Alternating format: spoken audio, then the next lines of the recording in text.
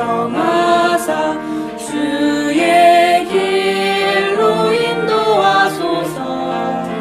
나의 죄 다 씻어 용서하사 정결한 그릇 만드소서. 나의 마음을 주여 정결하게 하소서. 나를 통하여 영원 나타내소서. 나의 모든 것 드려 주께 경배합니다. 주의 임재 앞에 나아가는 말 정케 하소서. 다 찾으셨으면 제가 봉독하겠습니다. 그런데 내가 어찌하여 내 형제를 판단하느냐? 어찌하여 내 형제를 무시하느냐? 우리가 다 그리스도의 심판석 앞에 서리라. 기록된 바 내가 살아있음을 두고 맹세하노니 모든 무릎이 내게 굴복하고 모든 혀가 하나님께 자백하리라. 주가 말하노라 하였느니라. 그러므로 이와 같이 우리 각 사람이 자신에 관하여 하나님께 회개 보고를 하리라. 그런즉 우리가 다시는 서로를 판단하지 말고 도리어 이것 즉 아무도 자기 형제의 길에 걸림돌이나 넘어질 기회를 주지 않을 것을 판단할지니라. 그러므로 우리는 함께 있든지 떨어져 있든지 그분께서 받아주시는 자가 되려고 수고하노라. 우리가 반드시 다 그리스도의 심판석 앞에 나타나리니 이로써 각 사람이 좋은 것이든 나쁜 것이든 자기가 행한 것에 따라 자기 몸 안에 이루어진 것들을 받으리라. 그런즉 우리가 주의 두려움을 알므로 사람들을 설득하거니와 우리가 하나님께 밝히 드러났고 또 너희 양심에도 밝히 드러난 줄로 나는 확신하노라. 기도하겠습니다. 하나님, 이 시간을 주님께 의탁합니다. 저는 부족합니다. 주님께서 이 모든 시간을 주장하시고 또한 권능을 더해 주시고 은혜를 더해 주시기를 원합니다. 모든 영광을 주님께서 받아 주시옵소서. 예수님의 귀하신 존함을 받들어 기도합나이다. 아멘. 저는 오늘 그리스도의 심판석과 관련해서 이제 마지막으로 이제 다루어야 될 주제가 우리가 그리스도 앞에서 해명해야 할 것들 또는 회개 보고해야 할 것들 또는 뭐 결산해야 할 것이라고 할 수 있습니다. 우리가 오늘 여기서 본문에서도 로마서 14장에서 보았듯이 우리가 하나님 앞에서 자기 자신에 대해서 12절에 보면 회개 보고를 하리라 라고 말하고 있습니다. 회개 보고를 하리라. 그리고 또 그리스도의 심판석에 관련해서 고린도 후서 5장에서도 9절에서도 뭐라고 그랬습니까? 자, 그리스도 앞에 우리가 다 심판석 앞에 나타나게 될 것이고 또 이야기하게 될 것이다 라는 것입니다. 자, 우리가 주님 앞에서 해명해야 될 것에 대해서 오늘 우리가 살펴볼 것인데, 우리 어떤 그리스도인들은 그리스도 안에서 주어진 자유를 가지고 모든 것이 가능한 것처럼 너무나도 자유분방하게 살아갑니다. 그러나 그리스도 안에서의 진정한 자유라는 것은 그 자유로 인하여 자신의 권리를 향유할 수 있는 특권을 가진 동시에 또 자기 자신들이 행한 모든 행동에 대해서 책임을 져야 한다는 두 가지 면을 다 말하고 있다는 것입니다. 그런데 많은 사람들이 자신들의 권리만을 자꾸 이야기합니다. 여러분, 마지막 교회 소아시아에 7교회가 있는데 7교회 중에서 라오디게아 교회의 특징이 무엇입니까?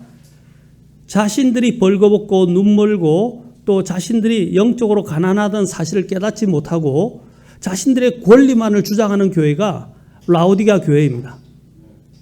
특히 성경 지식이 좀 많아지고 또한 여러 가지 이 눈이 좀 밝아지고 또 성경에 대해서 해박하게 된 사람들의 가장 잘못된 특징 중에 하나가 뭐냐면 바로 자신들의 아는 지식을 가지고 권리를 가지고 또한 아까 로마서 14장 전반전에 읽었던 것처럼 다른 사람을 판단하는 데는 사용하지만 자기 자신에게 적용하는 일에 있어서는 굉장히 인색할 뿐 아니라 또한 자신이 말하고 알고 있는 바만큼 살지 않는다는 거예요.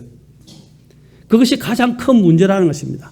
지금 그리스도의 심판석은 우리가 다 구원받았기 때문에 그리스도의 심판석 앞에 설게 될 것에 대해서는 이야기를 하지만 지금 여기서는 엄중하게 믿는 그리스도인들에게 뭘 말하냐면 너희가 행한 책임, 너희가 그 책임을 다 했느냐, 그리스도인에서 말만 하지 않고 책임을 다 했느냐에 대해서 지금 묻고 있는 거예요.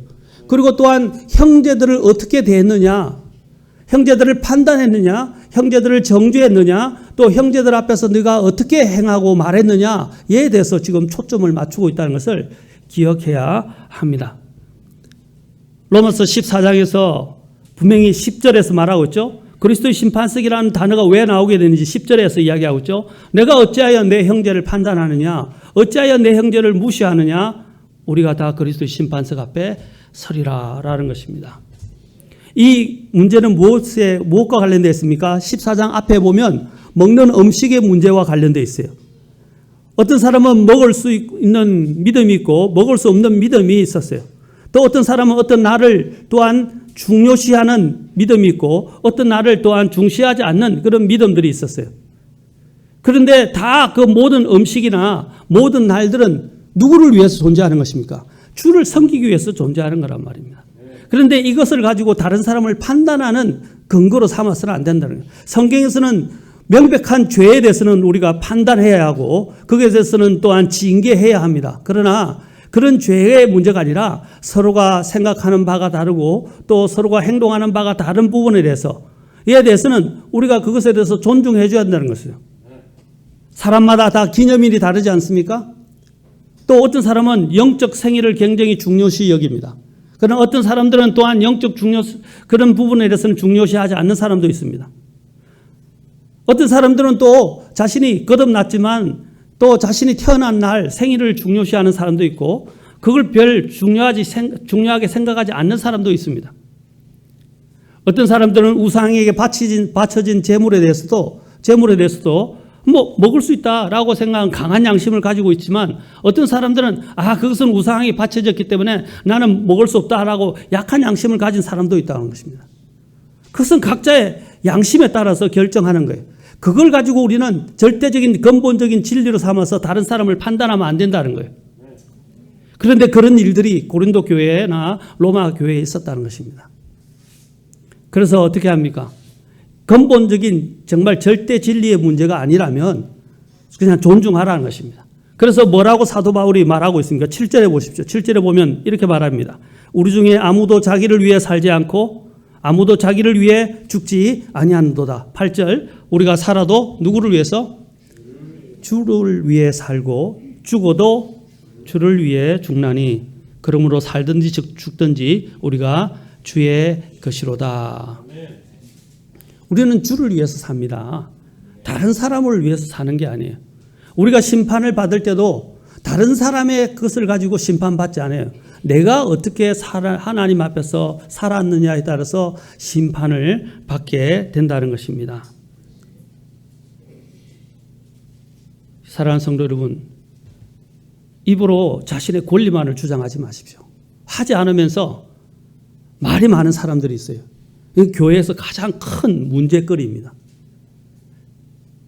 교회에서 가장 감사한 사람들이 어떤 사람들이냐면 말만 하지 않고 오히려 조용하게 자신의 책임을 다하며 지키는 사람들, 신실한 사람을 하나님은 원하십니다. 이것저것 나서서 말은 하면서 자신들의 신실함을 보이지도 않고 책임도 다하지 않는 사람들이 교회에서 가장 큰 골칫거리예요. 하나님께서 나중에 어떤 것을 우리가 심판하게 될 것인지에 대해서 우리가 어떤 것에 대해서 회개 보고하게 될 것인지 자세하게 살펴보게 될 것입니다. 여기서 오늘 우리는 로마서 14장에서 우리가 볼 때에 이제 중요한 부분들을 제가 한 가지는 꼭 짚고 넘어가야 될 부분이 있는데 여기서 뭐냐면 11절에서 10절에서는 다 그리스도의 심판석이라고 말하고 있죠. 그러면 그리스도의 심판석이라면 이 재판장은 누가 되는 겁니까? 예, 그리스도죠. 예수 그리스도이십니다. 그런데 11절에서는 그분을 누구라고 말하고 있습니까? 기록된 바 내가 살아있음을 두고 맹세하노니 모든 무릎이 내게 굴복하고 모든 혀가 누구에게? 자, 이 말은 뭐입니까? 예수님께서 하나님이시다라는 것을 말하는 것입니다. 그런데 놀라운 것은 개역 성경에서는 이 그리스도의 심판석을 하나님의 심판대로라고 바꿔서 놨어요. 이건 굉장히 심각한 문제입니다. 어떤 심판석에 서게 될 것인지에 대해서 사람들에게 교리적인 혼동을 주는 것입니다. 여기는 믿는 모든 사람들이 서게 됩니다. 믿는 모든 사람들이 서게 되는 심판석을 그리스도의 심판석이라고, 베마 심판석이라고 부릅니다. 그러나 믿지 않는 모든 사람들이 서게 되는 것은 어디입니까? 그것이 바로 우리가 흔히 백보자 심판, 큰 흰 왕자 심판이라고 부르는데 그것을 하나님의 심판대라고 부르는 거예요, 원래. 그런데 개역 성경에서는 그런 부분들에 대한 혼동 가운데서 사람들에게 아주 불분명한 이런 심판에 대한 교리를 가져다 준다는 것입니다.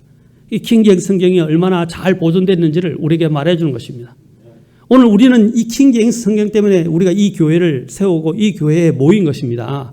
그런데 킹제임스 성경을 믿는다고 그러면서 킹제임스 성경을 따르지 않는 사람들이 있어요.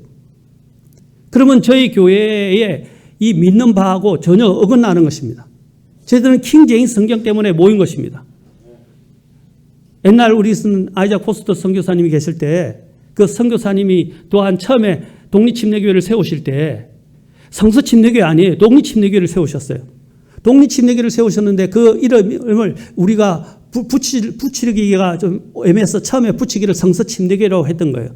원래 그 모든 형태는 독립침례교회였어요. 그분께서 세울 때 어떤 취지를 세웠어요? 킹제임스 성경을 가지고 세웠다는 것입니다. 그런데 이 역사를 모르고 지금은 다 킹제임스 성경을 많이 버렸어요. 킹제임스 성경을 사용하지도 않으면서 성서침례교회라는 이름을 사용하고 있어요. 그것은 바람직하지 않다는 것입니다. 원래 선교사님이 세울 때 뭐로 세웠냐는 것이죠.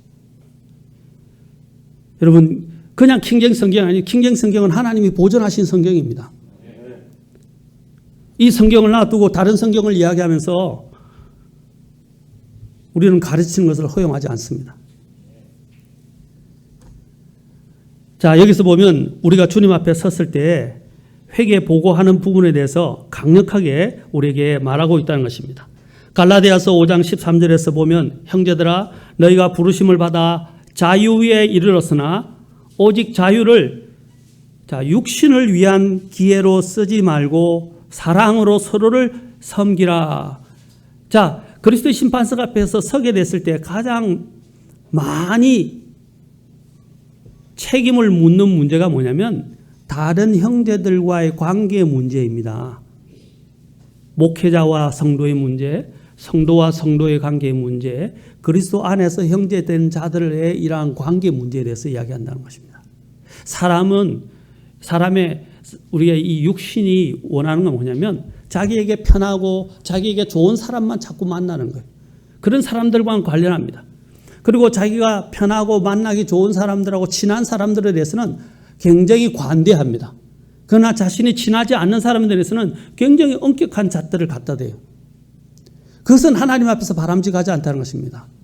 우리 모두가 그리스도 안에서 교회라는 것은 모두가 구원받은 그리스도 안에서 지체가 된 자들이라는 것을 이야기하는 것입니다. 지체라는 것은 하나님의 가족이라는 것을 말하는 거예요. 그런데 우리는 자신들의 이 인간적인 육신에 더 가까이 친밀하게 느끼는 사람에 대해서는 관대하고 그러지 않은 사람들에서는 너무 엄격하다는 것은 바람직하지 않다는 것입니다. 지금 오늘 그 부분들을 오늘 지적하고 있는 것입니다.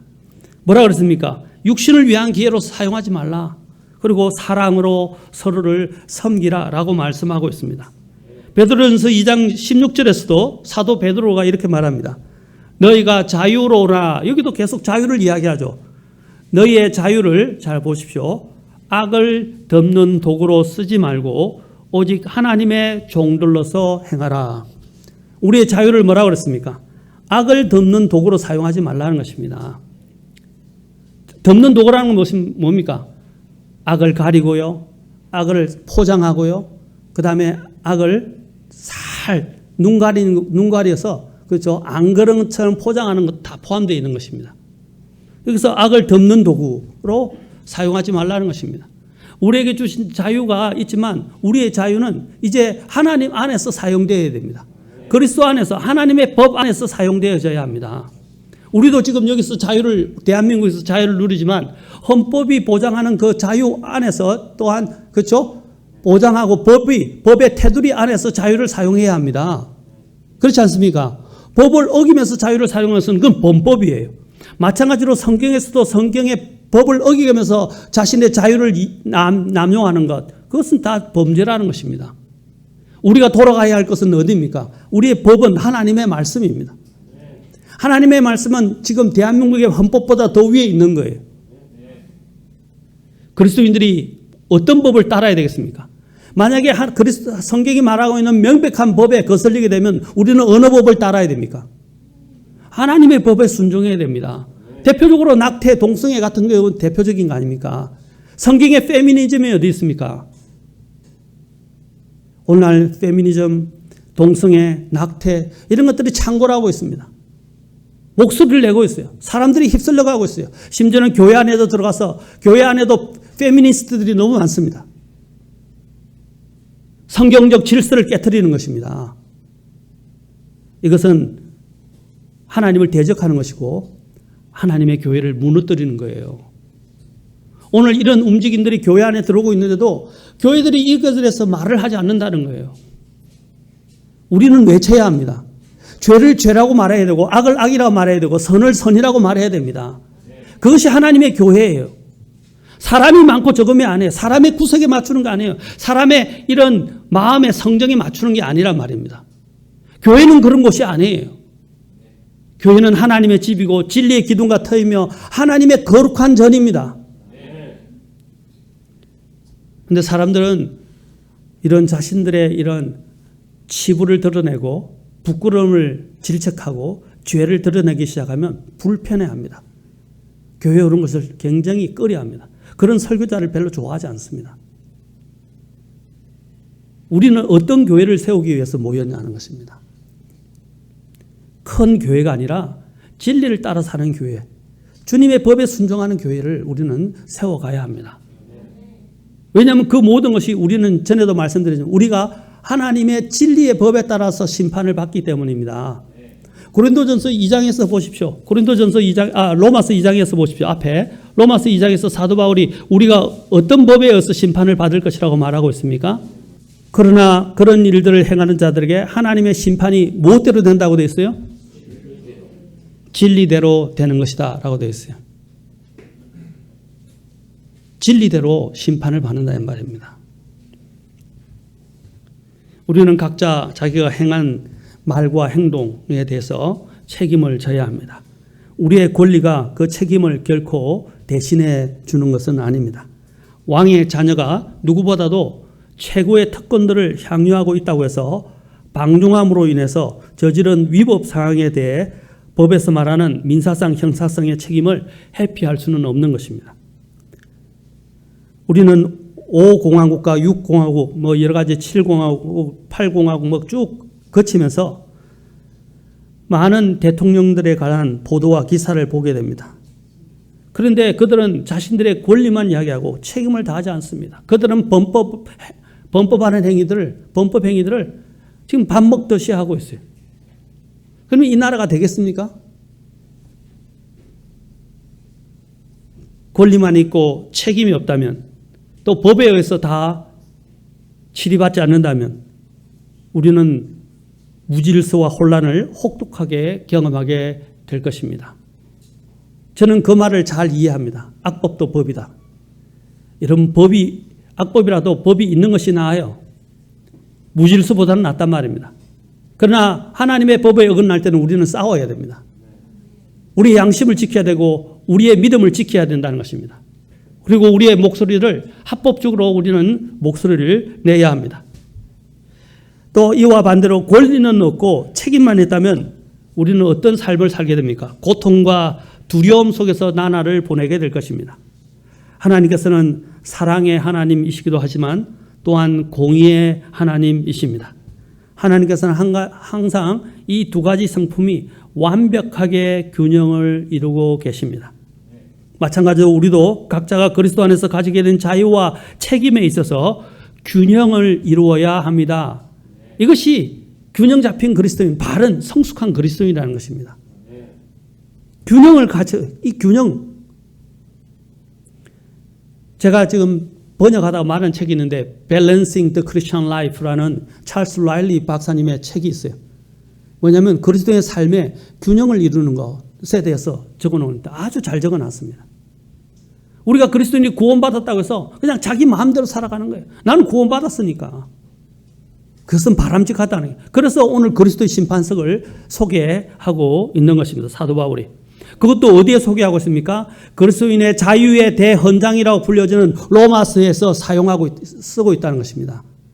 그런데 그 자유의 대헌장인 로마서에서 아까 말씀드린 개역 성경에서는 하나님 심판대로 바꿔놨다는 거예요. 자유의 대헌장은 우리의 일종의 헌법과 같다고 생각하시면 돼요. 로마서는 그리스도인의 이런 헌법과 같은 것들을 가장 기본적이고 가장 중요한 원리들을, 교리들을 이곳에 기록해놨다는 사실입니다. 로마서를 우리는 자주 읽어보셔야 합니다. 요한복음과 로마서는 자주 읽어보셔야 돼요. 거의 외우다시피 로마서는 읽으셔야 됩니다. 물론 다른 성경이 중요하지 않다는 게 아니에요. 다 중요하지만 가장 엑기스, 그냥 기본적인 뼈대만 싹 구축해 놓은 것이 바로 로마서입니다. 여러분, 저와 여러분들은 그리스도의 삶의 균형을 이루고 있습니까? 자, 오늘 주님께서 말씀하실 때 우리가 그리스도의 심판석 앞에 섰을 때 뭐라고 말하셨습니까? 자, 여기 주님께 굴복하고 모든 혀가 자백할 것이다 라고 말하고 있습니다. 모든 혀가 자백할 것이다. 그리고 또한 모든 혀뿐 아니라 또 12절에서는 뭐라고 됐습니까? 우리 자신에 관하여 하나님께 회개 보고를 하게 될 것이다 라고 말하고 있습니다. 또 고린도후서 아까 읽었던 5장 10절에서도 동일하게 우리에게 말하고 있죠. 우리가 다 그리스도의 심판석에 서서, 자, 여기서는 말과 관련될 뿐 아니라 나중에 제가 좀 더 다루겠지만 좋은 것이든 나쁜 것이든 자기가 행한 것에 따라서, 자신의 행한 모든 행동에 따라서 어떻게 해요? 다 자기의 몸에 이룬 것들을 받는다 말은 심판을 받는다 이 말입니다. 하나님, 여러분 요즘 검색대를 보면, 검색대 그 공항 검색대를 보면 다 드러나죠. 심지어는 숨기고 포장하고 비밀리에 숨겨놨던 것들을 그것도 안 돼, 검색대를 통과하는데 거의 다 발각되는데 안 된 경우는 또 그렇죠? 탐지견들을 풀어가지고 탐지견들을 통해서 또 그 가방 안에 어떤 것인지 냄새를 맡게 한다는 것입니다. 왜? 검색대는 냄새를 못 맡으니까. 그렇죠? 근데 또 그 개들의 이 냄새 맡는 기능은 굉장히 탁월해서 웬만한 건 다 찾아낸다고 그래요. 우리의 이런 엑스레이나 검색들은 보지 못하는 것이 있어요. 전에 이렇게 특히 암 검사 같은 경우를 할 경우에도 초음파를 했는데 안 나타나는 경우예요. 그래서 또 어떤 경우도 합니까? CT 촬영도 하고 또 MRI 촬영도 하고 또 그렇죠, 영상 촬영도 하고 여러 가지 모양으로 촬영을 하는 이유가 뭐냐면 혹시 그러다 나중에 뒤에 발각되는 경우, 뒤에 나중에 발견되는 경우도 있어요. 초음파로 발견 안 돼서 다른 것으로 인해서 발견되는 경우가 있다는 것입니다. 그렇죠? 또 조형 촬영도 하잖아요. 어떤 데는 조형 촬영에 한계가 있어서 위 내시경도 하고 내시경으로 또 한계가 있어서 조형 촬영도 하고 또 안 돼서 CT도 하고 MRI도 하는 것처럼 여기는 그렇죠? 누락되는 것이나 그렇죠? 찾지 못하게 되는 것들도 있지만 하나님의 불을 통과하게 되는 그리스도의 심판석에 그 불을 통과하게 될 때는 모든 것이 다 드러난다는 것입니다. 모든 것이 여기서 아까 모든 것이 다 드러나게 될 것이다 라고 말하고 있다는 것입니다. 그러므로 그것은 두려운 일입니다. 11절에서 그런즉 주의 두려움을 알므로, 고린도후서 5장 11절에서 우리가 주의 두려움을 알므로 라고 말하고 있습니다. 이제 우리는 그리스도의 심판석에서 우리 자신들에 관해 해명해야 할 것들이 어떤 것인지 좀 더 자세하게 살펴보도록 하겠습니다. 첫째, 우리의 의도와 동기를 우리는 하나님 앞에 회개 보고하게 될 것입니다. 고린도전서 4장 5절에서는 이렇게 말합니다. 자, 고린도전서 4장 5절 우리 같이 보도록 하겠습니다. 고린도전서 4장 5절입니다. 그러므로 주께서 오실 때까지 때가 이르기 전에 아무것도 판단하지 말라. 그분께서 어둠에 감추어진 일들을 빛으로 가져가 드러내시고 마음의 의도들을 드러내시리니 그때에 각 사람이 하나님께 칭찬을 받으리라. 그리스도께서 오실 때까지는 아무도 판단하지 말라는 거예요. 왜? 우리의 눈에 볼 때는 그 사람이 믿음이 좋고 대단해 보이고 그렇죠? 굉장히 선하고 거룩해 보이고 의로워 보이지만 하나님의 심판석 앞에 그리스도의 심판석 앞에 설 때는 어떻게 해요? 아, 그것이 거짓이었고 위선이었다 하는 것을 깨닫게 된다는 거죠. 그런데 어떤 사람들은 좀 모자란 것 같고 어리석어 보이는데 마리아처럼 주님 앞에 향유 옥합을 깨뜨렸던 마리아처럼 제자들의 눈에는 그 마리아가 하는 일이 어리석어 보였죠. 돈을 낭비하는 것처럼 보였어요. 그러나 주님께서는 그녀를 칭찬하시고 그녀의 마음을 보시고 그녀가 주님을 얼마나 사랑하는지를 보셨다는 거예요. 마찬가지로 우리가 볼 때는 어리숙하고 그렇죠? 좀 마음에 안 들고 왜 저렇게 할까 생각하는 건 있지만 마음을 다하여 주님께 드린 사람이 있다는 것입니다. 바리새인들은 겉으로 볼 때는 굉장히 화려하고 대단한 것처럼 했습니다. 사람들 앞에서는 내가 이렇게 하고 저렇게 하고 11조도 행했고 뭐도 행했고 뭐 쫙 이야기를 합니다. 그러나 하나님께서는 그의 중심을 보고 계셨어요. 주님께서도 그것을 보시고 지적하셨어요. 그러나 세리는 어떻게 했습니까? 말도 하지 못하고 가슴을 치면서 고개도 들지 못하고 저 구석에서 가슴을 치면서 긍휼을 베풀어 주옵소서. 이 죄인에게 긍휼을 베풀어. 그래서 사람들이 볼 때는 저 사람이 죄인이고 바리새인들은 굉장히 대단해 보이고 떳떳해 보이잖아요. 그러나 주님은 어떤 사람을 주목해 보셨습니까? 세리를 주목해 보셨어요. 주님은 부자가 하나님께 헌금을 드리는 거하고 그 다음에 과부가 자신의 2렙돈을 드린 사람을 보았을 때 주님은 어떤 사람을 주목해 보셨어요? 마음으로 자신의 전 재산을 드렸던 그 가난한 과부의 그 헌물을 주님께서는 눈여겨보셨다는 것입니다. 그래서 하나님께서는 그녀를 받으셨다고 말합니다. 우리가 보는 것을 가지고 여기서 말해요. 주께서 오실 때까지는 아무것도 판단하지 말라. 그분께서 어둠에 감추어진 일들을 빛으로 가져가 드러내시고 마음의 의도들을 드러내시리니 그때 각 사람이 하나님께 칭찬을 받으리라. 여러분, 주님 앞에 섰을 때 부끄러움을 안 당하고 내가 숨겨놨던 것이 밝혀지기 전에 우리는 먼저 해야 할 것이 있어요. 먼저 이 땅에서 할 수 있는 것이 있단 말입니다. 그때 가서 드러나면 늦어요. 그렇죠?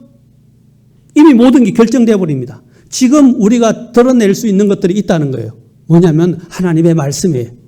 하나님의 이 엑스레이 광선 또는 하나님의 이 빛의 광선으로 우리의 이 엄밀한 어두운 마음까지도 다 비춰봐야 됩니다. 아멘? 하나님의 말씀을 그래서 매일 보라는 거예요. 하나님의 말씀을 떠나지 말라는 거예요. 우리는 매일 실수하고 매일 잘못을 저지고 매일 죄를 짓습니다. 그래서 매일 죄를 짓지 않는 사람은 없어요. 심지어는 불순종조차도 죄예요. 선을 행할 줄 알면서도 하지 않은 것들, 게으름들, 이 다 죄예요, 사실은. 그렇지 않습니까? 자, 우리가 다시 한번 가서 히브리서로 가봅시다. 히브리서 4장으로 가서 봅시다. 12절에서 하나님의 말씀은 살아있고 권능이 있으며 양날 달린 어떤 검보다도 예리하여 혼과 영과 및 관절과 골수를 찔러 둘로 나누기까지 하고 마음의 생각과 의도를 분별하는 분이시니 13절 그분의 눈앞에서 여기 잘 보십시오. 하나님의 말씀을 뭐라고 지금 말하고 있죠? 그것이라고 말하지 않아요. 지금 뭐라고 돼 있어요? 그분이라고 말하고 있어요. 말씀이 살아있는 말씀을 이야기하는 거예요. 그분의 눈앞에서 이 하나님의 말씀은 성령의 감동으로 받아서 그렇죠? 기록된 것입니다. 사실 그리스도의 생명이 여기에 다 들어있는 거예요. 그래서 그분의 눈앞에서 드러나지 아니하는 창조물이 하나도 없고 모든 것이 우리와 상관하시는 그분의 눈앞에 어떻게 된다고요? 벌거벗은 채 드러날 것이다 라고 말하고 있습니다. 자, 여기서도 뭐라고 했어요? 우리의 마음의 생각과 의도를 다 분별하신다 이 말입니다. 자, 그래서 우리는 이 땅에 있는 동안에는 어떻게 해요? 하나님의 말씀을 통해서 우리를 계속 비추어 봐야 됩니다. 아멘? 그래서 말씀을 놓지 말라는 거예요. 그리스도인들은요. 말씀을 놓는 순간 우리는 타락하기 시작합니다. 여러분, 그리스도인들이 타락해 보면요. 다 거의 대부분 다 그 길이 정해져 있어요. 하나님의 말씀을 보지 않는 사람. 그것은 하나님을 사랑하지도 않는 뿐 아니라 자기 자신을 위험에 빠뜨리는 사람이에요. 그 다음에 기도하지 않는 사람. 뿐만 아니라 이제 거기서 더 나아가서 순종뿐 아니라 교회에 출석하지 않는 사람들. 저는 교회 출석을 율법적으로 말하는 게 아니에요. 주님께서 모이라고 말씀하셨어요. 지역교회 모임에 대해서 말씀하셨단 말입니다. 모이는 것들을 소홀히 하게 되면 제가 지금까지 모든 목사님들이 저에게 같이 나눌 때마다 항상 한 길을 같이 말하는 건 뭐냐면 사람들이 이렇게 주님께로부터 멀어져 가는 그 길이 딱 정해져 있어요. 대부분 다. 아까 얘기했죠. 말씀만 보고 기도 안 보고 개인적으로. 그러나 공적으로 드러나는 것이 어떤 것이냐면 교회 출석을 하지 않기 시작하는 것부터 시작됩니다. 처음에는 어디서부터 수요 기도에 안 옵니다. 그 다음에는 어떻게 하느냐. 주일학교 안 나옵니다. 그 다음에는 어떻게 하느냐. 오후 예배 안 나옵니다. 그 다음에는 어떻게 하느냐. 오전 예배도 드문드문 나오기 시작합니다. 그러다가 결국 안 나와요. 제가 지난 시간에 시험에 대해서 말씀드렸죠. 모든 사람들이 시험 받아요. 모든 사람들이 다 시험을 받는단 말입니다. 그런데 시험 받을 때 자기 혼자 받는 것처럼 생각해요. 모든 일어나는 일들이 우리에게는 시험이에요. 그 시험을 우리는 하나님께서 테스트하실 때, 하나님께서 허락하셨을 때 우리는 그것을 이겨내야 합니다. 대부분 다 사람들이 전에 지난 시간에 말씀드렸지만 우리가 유혹을 이겨내는 사람들, 시험을 견디는 사람들에게 주는 왕관이 어떤 왕관이라고 그랬죠? 생명의 왕관이라고 그랬잖아요. 그렇죠? 시험을 이기는 자에게 5가지 왕관에 대해서 살펴봤잖아요. 시험을 이기는 자에게 생명의 왕관을 주신다고 그랬어요. 그 왕관의 시험은 어떤 것입니까? 대개 그 시험은 어디서 온다고 그랬어요? 하나님이 허락하는 것, 마귀가 허락하는 것, 그렇죠? 마귀의 공격에 의해서 또 있지만 또 하나는 뭐라 그랬어요? 대부분 다 자기들의 욕심에 끌려서 오는 거예요. 사람들은요, 대의명분을 저도 목회를 거의 30년 가까이 이제 해가는데 사람들을 보면요, 똑같아요. 항상 자신들이 주님 앞에 신실하지 않고 믿음을 저버리고 믿음에서 떨어져 나가거나 배교하게 될 때 어떤 것을 듣는지 아십니까? 항상 보기 좋고 듣기 좋은 대의 명분을 내세웁니다. 그래서 누가 어떻고 목사님이 어떻고 누가 어떻고 이야기합니다. 그러나 시험에 빠져서 떨어져 나가는 사람들의 가장 근본적인 뭐냐면 자기를 사랑하기 때문에 자기 마음속의 중심에 있는 부분들을 해결하지 못했기 때문입니다. 누구나 시험이 있어요. 누구나 시험이 있다고요. 근데 생각하기를 자기만 시험 받는다고 생각하고 하나님께서 그러한 상황을 허락하셔서 나를 빚으시고 다듬어 가시고 나의 믿음을 정련한다는 생각을 하지 않고 믿음을 가지지 않고 누구 때문에 뭐 때문에 그러면서 뒤로 자꾸 빠지는 거예요.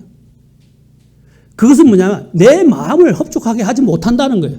저 사람이 내 마음을 흡족하지 못하고 저런 일들이 내 마음을 흡족하지 못하고 저 목사님이 내 마음을 흡족하지 못하고 저 집사님이 내 마음을 흡족하게 하지 못한다고 이야기하는 거예요.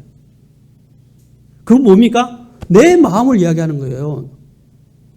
그것은 자기 사랑이에요. 자기 사랑. 그것을 누가 사용하는 겁니까? 마귀가 사용하는 거예요. 마귀가. 우리는 그걸 깨달아야 됩니다. 근데 많은 사람들이 그걸 깨닫지 못해요. 그냥 시험이 오면 그냥 자기 사랑에 갇혀가지고 자기 연민과 자기 사랑과 자기 분노에 가득 차서 그걸 보지 못한다는 거예요. 그래서 많은 사람들이 시험에 걸려서 넘어지게 된 그 이유에 대해서 고린도전서 10장에서 이야기하면서 자, 구약의 예를 듭니다. 구약에서 있는 사람들이 구약의 이스라엘 백성들이에서 넘어진 사람들, 또 시험 든 사람들, 잘못 간 사람들, 그런 예들을 들고 있습니다. 그러면서 그 예들의 가장 첫 번째가 뭐냐면, 그 예들의 가장 첫 번째가 무엇입니까? 우상숭배가 6절에 보니까 우상숭배 전에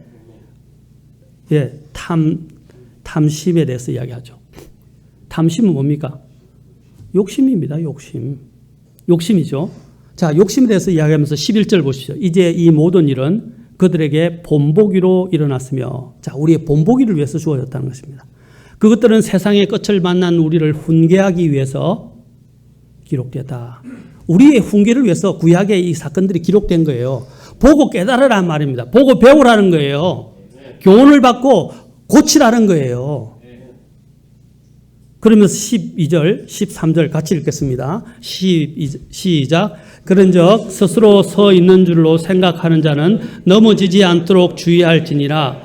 사람에게 공통적으로 있는 시험 외에는 너희가 어떤 시험도 당하지 아니하였나니 하나님은 신실하사 너희가 감당할 수 있는 것 이상으로 시험 당하는 것을 너희에게 허락하지 아니하시고 또한 그 시험과 함께 피할 길을 내사 너희가 능히 그것을 감당하게 하시느니라. 여기서 분명히 여기서 공통적으로 이 말하는 것은 누구나 다 겪는다 이 말입니다. 시험 받는다 말입니다. 사람들이 시험 받을 때 생각 중에 잘못된 착각 중에 하나 뭐냐면 나만 홀로 시험 받는다 또는 내가 가장 큰 시험을 받는다라고 생각해요. 그런데 한번 찾아봤어요? 다른 사람이 어떤 시험을 받는지? 한번 조사해 봤냐고요? 알아보셨냐고요? 알아볼 수도 없고 알아보면 내보다 더 큰 어려움과 시험을 당하는 사람들이 많다는 걸 발견하게 됩니다. 우리는 자꾸 너무 지나친 자기중심적인 착각 속에서 살아가는 것이 신앙생활의 가장 큰 문제예요. 여기서 분명히 이야기하잖아요. 다 시험 받는다. 공통적으로 있는 시험 외에는 너희가 어떤 시험도 당하지 아니하였나니. 자, 그런데 놀라운 것은 하나님께서는 신실하셔서 감당할 수 있는 것 이상으로 주지 않는다라고 말씀하셨어요. 다 감당할 수 있는 거예요. 그런데 그걸 못 견디면 어떻게 해요? 탈락하는 거예요. 자, 이렇게 쉽게 생각합시다. 여러분 초등학교, 중학교, 그렇죠? 고등학교 들어가는데 초등학교를 졸업을 못하면 어떻게 되죠? 중학교 쭉 지나갈 수 있나요? 없나요? 못하는 거예요. 중학교 졸업을 못하면 고등학교 못하는 거예요. 고등학교 못하면 대학 못 가는 거예요. 맞습니까? 그런데 내가 초등학교, 중학교 하다가 좀 어렵다고 이제 그만둬 버렸어요. 그러면 고등학교 들어갈 자격이 주어집니까? 안 주어집니다. 물론 검정고시라고 구제하는 방법은 학교 생활을 그건 똑같이 또 시험을 치르는 거니까. 하나님의 순종학교도 마찬가지라는 거예요. 그 과정을 시험을 이겨나가면서 믿음이 성장하고 그 사람이 일꾼으로 세워지는 것이지 그런 시험 과정을 이기지도 못했는데 어떻게 일꾼으로 세워집니까? 기본적인 것도 해결하지 못하는데 예를 들자면 수학도 제대로 나누기 덧셈도 뺄셈도 나누기 곱셈도 못하는데 어떻게 미적분을 공부할 수 있냐고요. 그렇지 않습니까? 기본적인 것도 못하는데 어떻게 가서 공부를 하냐는 거죠. 하나님도 학교도 마찬가지. 기본적인 신앙생활의 훈련들이 처음부터 잘 되어져 가야지 나중에 하나님의 일꾼으로 세워지지. 그런데 많은 사람들이 꿈꿉니다. 나는 돈을 많이 벌고 나는 뭘 하게 되면 하나님의 큰 일꾼이 될 거야. 선교사가 될 거야. 저는 꼭 그렇게 말하고 싶어요. 지금 현재 자리에서 신실하게 하나님을 섬기십시오. 그렇지 않습니까? 지금 있는 자리에서도 신실하지 않고 하나님을 섬기지 않으면서 어떤 그런 거대한 꿈을 꾼다는 것입니까? 모세가 전에도 제가 늘 이야기했지만 모세가 하루아침에 만들어지지 않았어요. 모세는 80년 동안 훈련을 받았단 말입니다. 예수님께서도 33년 반을 훈련을 받으시고 30년을 훈련을 받으시고 공생의 사역을 시작하셨어요. 훈련 없이는 되는 것이 없어요. 그것이 경건의 훈련입니다. 기본적인 그리스도인의 훈련, 성경 읽고 기도하고 전도하고 작은 거 하나에서도 순종하고 교회에 출석하고 이런 훈련부터 돼야 되는 것입니다. 그 위에 쌓아가야죠. 그런데 기초를 하나도 닦지 않고 고등학교 배지를 달라고 그러고 대학교 배지를 달라고 그러면 되겠습니까? 안 되죠. 그리스도 앞에서도 마찬가지입니다. 주님께서는 그러한 훈련을 받게 할 수 있도록 우리를 늘 비춰보고 조명하게 하는 것이 뭐냐? 하나님의 말씀이다 이 말입니다. 하나님 말씀은 우리의 마음과 의도를 다 판별하십니다. 분별하신다는 것이죠. 그래서 우리는 매일 성경을 통해서 우리 자신을 돌아봐야 돼요. 그렇죠? 성숙해가는 사람일수록 더 성경을 통해서 더 깊이 있게 자기 자신을 들여다보는 겁니다. 마치 또 아까 얘기했죠. 하나님의 법을 들여다보는 것을 또한 야고보서에서는 뭐라고 말씀하고 있습니까? 하나님의 말씀으로 우리를 왜냐하면 하나님의 말씀이 우리의 마음의 의도와, 그렇죠? 의도와 생각을 다 드러내니까. 그걸 야고보서에서는 뭐라고 말하고 있습니까? 거울이다라고 말하고 있어요. 거울. 자, 야고보서로 가서 한번 보겠습니다. 자, 1장도 하나님의 말씀을 가지고 이야기합니다. 하나님의 말씀을 가지고 이야기해요. 자, 말씀은 데 시험을 이기기 위한 요건이라고 이게 친절하게 소제목을 적어 놨는데, 이게 맞아요. 시험을 이기기 위해서. 아까 제가 시험에 대해서 이야기했잖아요. 지금 그리스도 심판서 가다가 제가 잠깐 시험에 대해서 이야기를 하는데, 자, 여기 보면 19절에 보십시오. 그러므로 내 사랑하는 형제들아, 사람마다 듣기는 빨리 하고 말하기는 더디하며 진노하는 것도 더디하라. 듣는 것을 더 잘하라는 말입니다. 말하는 것보다. 사람의, 보십시오. 또 뭐가 나옵니까? 시험 드는 것 중에 하나 진노. 진노가 하나님의 의를 이루지 못하느니라. 21절, 그러므로 모든 더러움과 넘치는 악을 내어버리고, 자, 여기 나오죠. 접붙여진 말씀, 곧 너희 혼을 구원할 수 있는 말씀을 온유함으로 받으라. 오직 너희는 말씀을 행하는 자가 되고 듣기만 하여 너희 자신을 속이는 자가 되지 말라. 듣고 행하지 않는 사람을 뭐라고 지금 규정하고 있죠? 자신을 속이는 자다. 속이는 자다. 말씀을 듣기만 하고 행하지 않는 사람을 속이는 자다라고 그래요.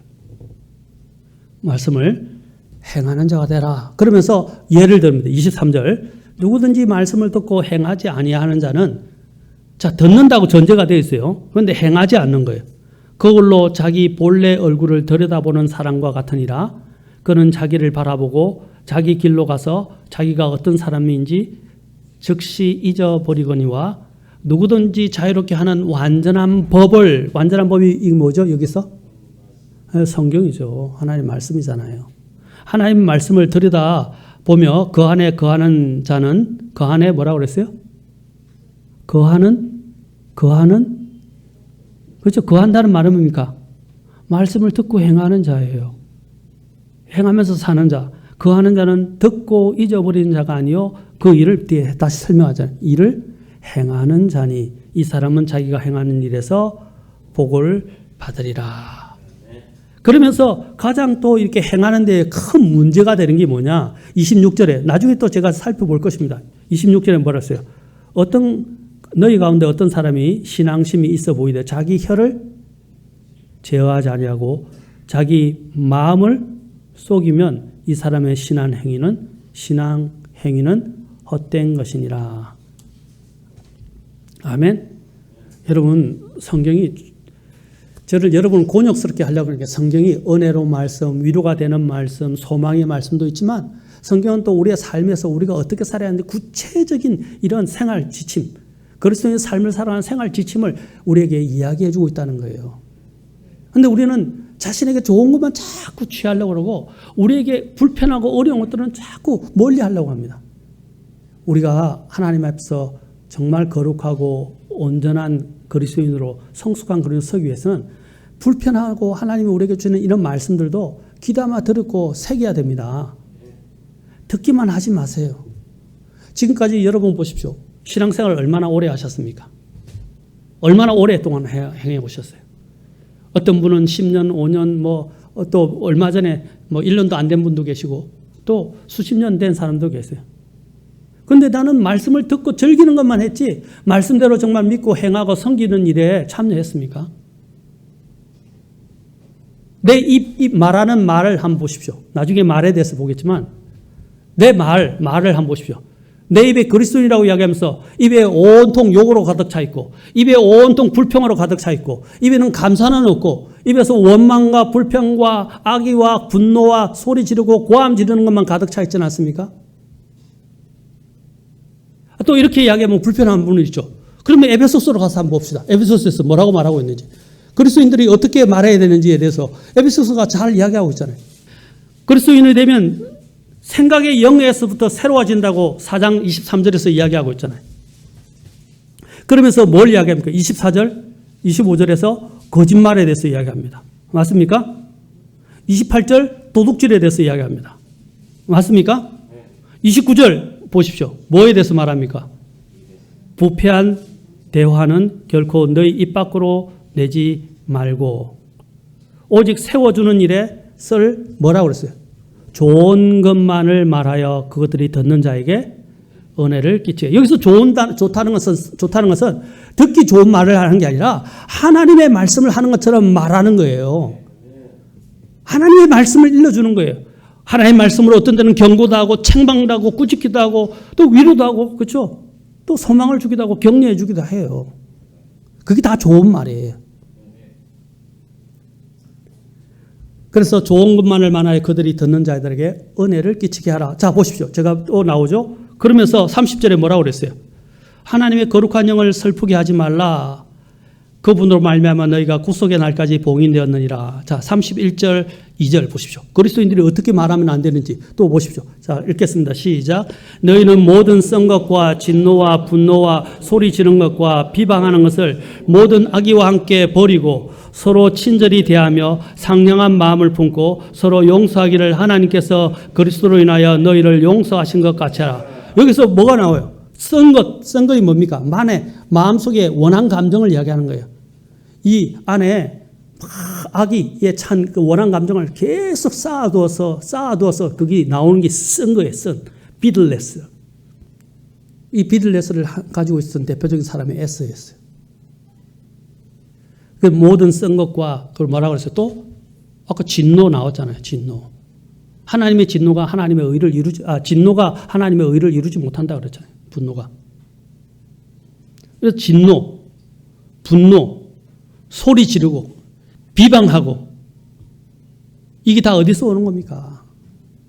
이런 부분들을 나에게서 필터링하고 내 마음을 진정시켜주고 우리가 그렇잖아요. 막 열이 나면 뭘 먹죠? 해열제 먹죠. 고통이 심화되면 어떤 걸 맞죠? 진통제 맞죠? 우리의 이렇게 마음속에 막 악의와 열이 이상한 이 잘못된 죄의 열기가 분노의 열기가 차올 때는 뭘 먹어야 됩니까? 구약과 신약을 먹으라 이 말입니다.